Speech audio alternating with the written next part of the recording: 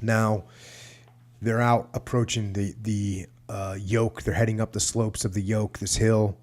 Back to the book. The first explosion was so shocking. We thought we'd set it off ourselves and wondered why we were so stupid and noisy. Someone must have tripped the mine. Some point man got it. Then there became the rip of burp guns from above, and I realized it wasn't a mine but a grenade. There were chinks up there. I looked around. Rabel was nearest me. It was his first firefight. Rabel, you okay? Great, Lieutenant. I didn't think we'd be this lucky the first time out.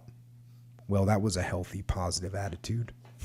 So this guy's out on his first operation, Rabel. They're starting to get crushed with grenades. Now there's up ahead of them. They keep hearing machine gun fire and grenades. Back to the book. A Marine crawled over to us. He was bloody too, but I couldn't see where he was hit. He talked fast, excited, but he didn't seem badly hurt. Could be a platoon, probably less.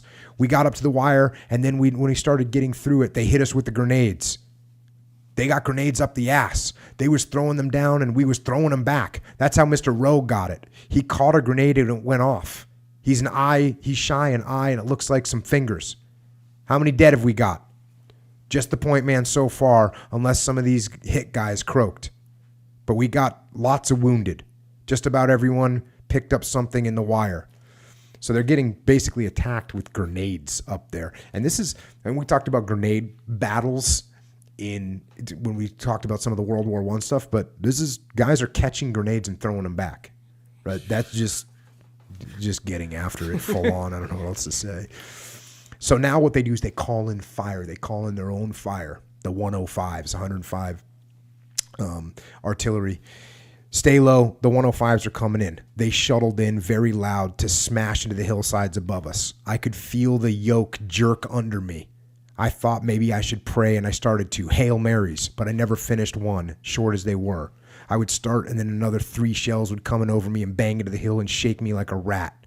My body was trying to absorb the shock, and I forgot where I was in the prayer and had to start again. I stopped watching the shells come. It was too much watching them and worrying, and I just laid there as flat as I could, my dirt in the face, my face in the dirt, shoulders hunched, and my neck screwed down tight between them, trying to squeeze me more of me into the helmet. Shells came in like that for maybe 3 or 4 minutes. You couldn't really judge time. It had no meaning in a situation like that. Dirt fell lightly on us, feeling wonderful, being only dirt and pebbles and not hot metal. Then the gun secured. I think that short one, one of the rounds fell short. I think that short one shook the gunners up too, if their forward observers saw it. McCarty was now on the radio. Give us machine guns on that crest again, now. The 2 guns resumed their chatter, with McCarty shouting, keep your heads down and pour it on. And then McCarty yelled orders to the Marines within hearing. On 3 we go. 1, 2. We were all up and running, all of us. Rabel next to me running uphill, but not feeling the grade or being winded or leg weary, just sprinting up. There were Marines all around me. Some of the wounded must be coming with us, going up a second time.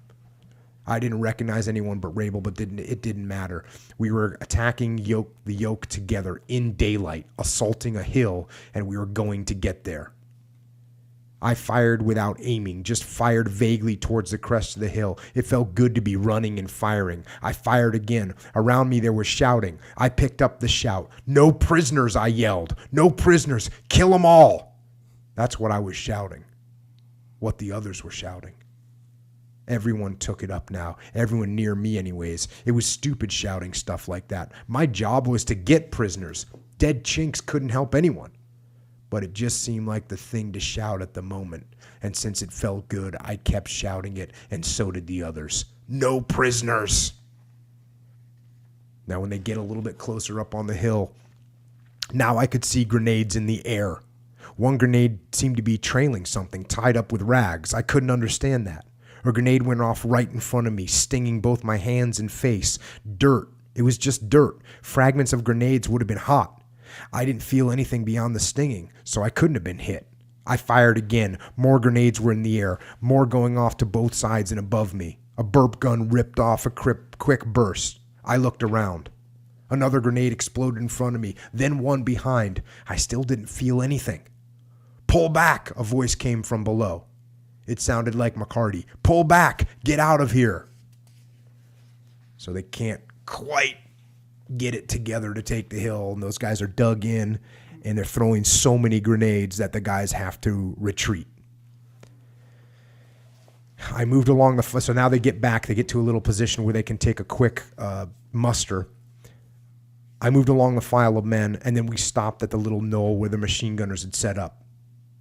McCarty was jotting something in his notebook. Later, he figured out 64 of us had been on patrol, with 48 actually going up the Yoke, and 32 of us had been hit. Heavy.